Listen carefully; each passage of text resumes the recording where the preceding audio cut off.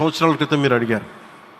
నేను ఆ రోజు ఆయనకి తెలియకుండా ఏది ఉండదు, అమరావతి శాశ్వత రాజధానిగా ఉంటుందని ఆ రోజు మేమందరం కలిపి మాట ఇచ్చాం.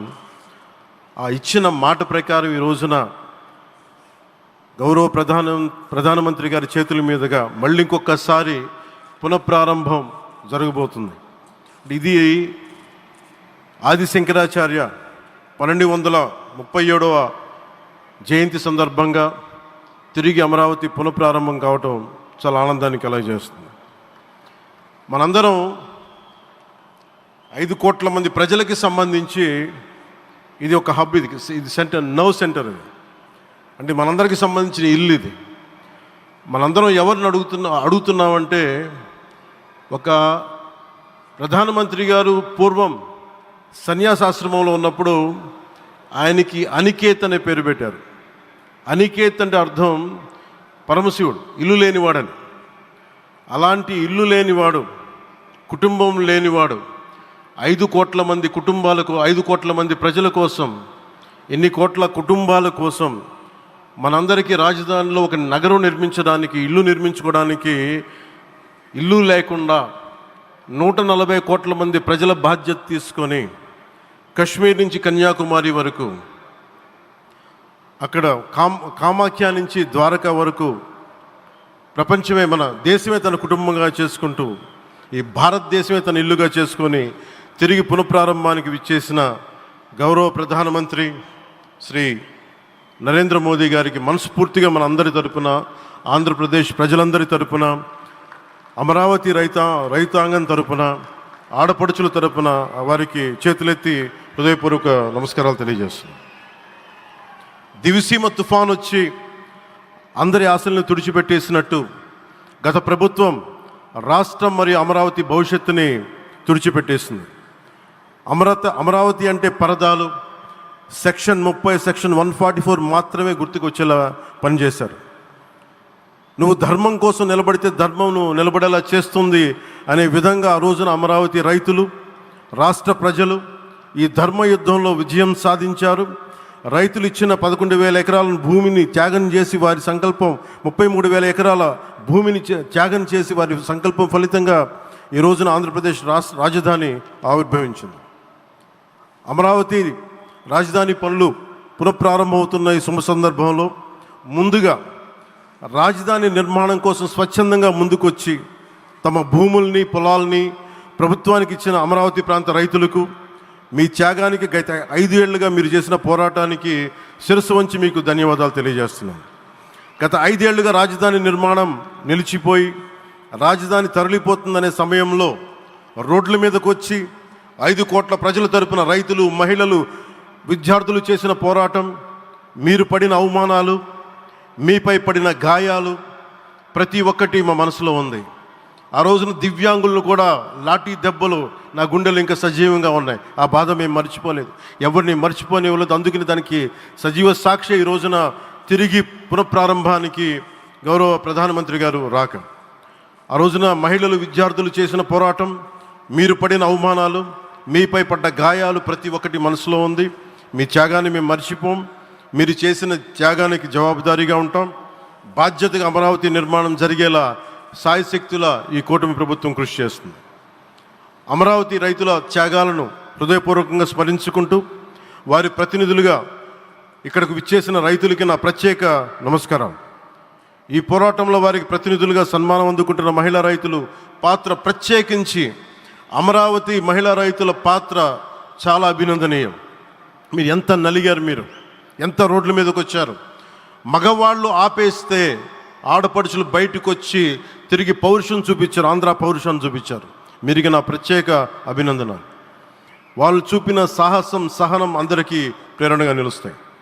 వేదిక మీద ఉన్న నా మంత్రివర్గ సహచరులకి, గౌరవ ప్రధానమంత్రి శ్రీ నరేంద్ర మోదీ గారికి, విజనరీ అయిన గౌరవ ముఖ్యమంత్రి శ్రీ నారా చంద్రబాబు నాయుడు గారికి, సోదరులు లోకేష్ గారికి, గవర్నర్ గారికి ప్రత్యేకించి నా హృదయపూర్వక నమస్కారాలు, ధన్యవాదాలు తెలియజేస్తున్నాను. అలాగే ఇతర సహచరులకు, సభకు హాజరైన వారికి, రాష్ట్ర ప్రజలకు కూడా నమస్కారాలు తెలియజేస్తున్నాను. ఇక్కడ రైతులు భూమిని మాత్రమే ఇవ్వలేదు, రాష్ట్ర భవిష్యత్తును నిర్మించే ఆశలను, విశ్వాసాన్ని ఇచ్చారు. కానీ 5 సంవత్సరాల్లో గత ప్రభుత్వం ఆ త్యాగాన్ని అవమానించింది. 3 రాజధానులు అస్తవ్యస్త విధానంతో ప్రజల విఘ్నతని, అమరావతిని అగౌరవపరిచింది. ఈరోజు ఈ వేదిక నుండి మేమందరం మీకు హామీ ఇస్తున్నాం. అమరావతి మళ్ళీ ఒక ప్రపంచ స్థాయి సర్వశ్రేష్ఠ రాజధానిగా ఆవిర్భవిస్తుంది. అమరావతి ఒక ఆర్కిటెక్చరల్ జోన్, ఒక కాంక్రీట్ జంగిల్గా మిగిలిపోకుండా జవాబుదారీతనం, న్యాయం, ప్రజాస్వామ్యానికి ప్రతీకగా నిలవాలని ఆకాంక్షిస్తున్నాను. కేంద్రంలో రాష్ట్రంలో స్థిరమైన ఎన్డీఏ ప్రభుత్వం ఏర్పడిన కారణంగా అభివృద్ధి కార్యక్రమాలు వేగంగా సాగుతున్నాయి.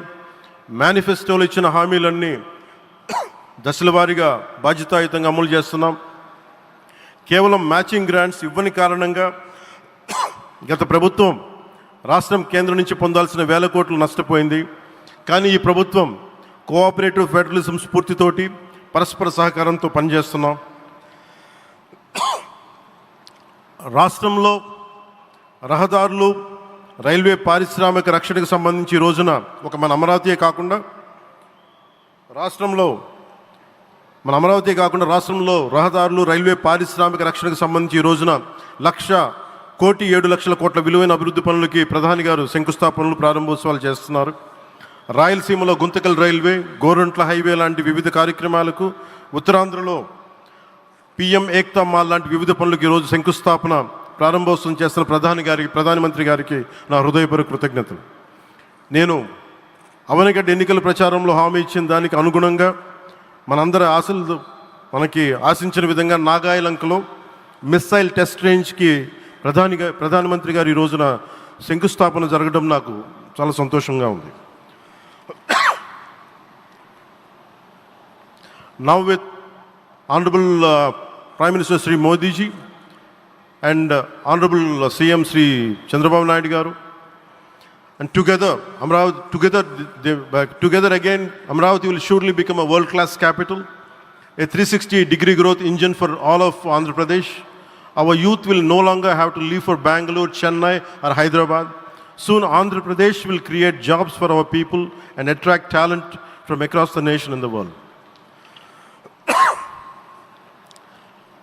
దీనికి అమరావతికి ప్రత్యేకించి ఒక వ్యక్తిని మనం స్మరించుకోవాలి. రాళ్లల్లో, రప్పల్లో ఒక మహానగరాన్ని చూసిన వ్యక్తి, ఒక 20 సంవత్సరాలు ముందుకెళ్ళి చూసిన వ్యక్తి. అలాంటి నాయకులు మనందరం కోరుకున్నట్టుగా ఆయన వెనంటే ఆయన ఉండాలి, ముఖ్యమంత్రిగా ఉండాలి అని మేము ఆశించిన విధంగా ఆయన ముఖ్యమంత్రి అయ్యారు. ఆయన సైబరాబాద్ అనే సిటీని ఎలా నిర్మించారో, ఎంత అద్భుతంగా రూపకల్పన చేశారో, అమరావతి అనే ఈ క్యాపిటల్ని కూడా ఆయన అపారమైన అనుభవంతో, ఆయన దక్షతతోటి, ఆయన గవర్నెన్స్ కేపబిలిటీ తోటి, అడ్మినిస్ట్రేటివ్ కెపాసిటీ తోటి ఇది అద్భుతమైన మహానగరంగా తీర్చిదిద్దుతుంది. ఇది ఆంధ్రప్రదేశ్కే కాదు, భారతదేశానికి తలమానికంగా అవుతుందని మనస్ఫూర్తిగా నేను ఆశిస్తున్నాను. అలాగే ప్రత్యేకించి ఈ రోజున మనం ప్రధానమంత్రి గారిని చాలా లోతుగా మనం అర్థం చేసుకోవాలి. ఈ రోజున కశ్మీర్లో దాదాపు 28 మందిని చంపేశారు. అలాంటి క్లిష్ట సమయంలో రాష్ట్రం, దేశం మొత్తం యుద్ధం వైపు వెళ్తున్న సమయంలో, అలాంటి కీలక సమయంలో ప్రధానమంత్రి గారు ఇక్కడికి వచ్చి లోపలంత బరువు, గుండెల్లో బరువు పెట్టుకొని వేదన ఉండి కూడా అమరావతి రైతులు చేసిన త్యాగాలను మర్చిపోకూడదని చెప్పి ఇంత ఇబ్బందుల్లో కూడా ఆయనకు వచ్చినందుకు మనస్ఫూర్తిగా ఒక్కసారి మనందరం ప్రధానమంత్రి గారికి గౌరవ సూచకంగా మనందరం కృతజ్ఞతలు తెలియజేయాలి. The Pahalgam terrorist attack has been one of the darkest days for the entire country. Even the blood was spilled in Kashmir. The blood spilled in Kashmir, it created tremors in the entire nation. And we had seen it personally, witnessed personally, the pain of the victims. For the Honorable PM Modi ji, he is leading the country through these tough times, and he assured all the citizens with stern action against the perpetrators of terrorism. I know this is very sensitive time, and Modi ji is carrying the nation's burden. Amidst this tremendous difficult moment, Modi ji still gave time and came today to Amravati. This shows his deep commitment to Andhra Pradesh, to the people of Andhra Pradesh, and we are deeply grateful to you, sir. May Lord Bhavani, మన కనకదుర్గమ్మ ఆశీస్సులతోటి వారికి బలాన్ని ఇవ్వాలి, శక్తిని ఇవ్వాలి, మనందరం ప్రార్థిద్దాం. May Lord Bhavani Mata give immense strength to our Honorable Prime Minister Modi ji to lead our nation and bless Bharat, Andhra Pradesh and Amravati. Jai Bhavani, Jai Bharat and Jai Hind.